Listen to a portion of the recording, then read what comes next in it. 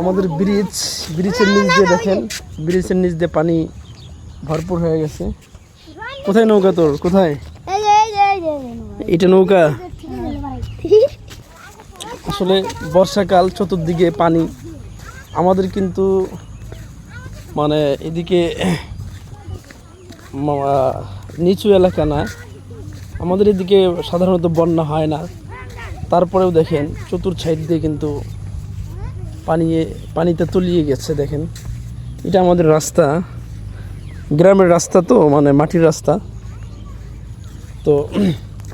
আসলে তাহলে আমাদের এদিকে যদি এরকম হয়, পানিতে তলে যায়, তাহলে যেগুলো নামা এলাকা, বিশেষ করে চট্টগ্রাম, বাঁশখালীতে এবং বিভিন্ন জায়গায় যে বন্যা হচ্ছে, তাদের কি অবস্থা? বাড়িঘর এক মাথা করে পানি হয়ে গেছে। তাদের জন্য অবশ্যই আমরা দোয়া করি, আল্লাহ যেন দ্রুত এই বন্যা শুকিয়ে দেয় এবং তাদের যে আল্লাহ যেন তাদের পাশে থাকে এবং আমরা বাংলাদেশের মানুষ যেন তাদেরকে সহযোগিতা করতে পারি। ভিডিওটি সবাই শেয়ার করে দেন।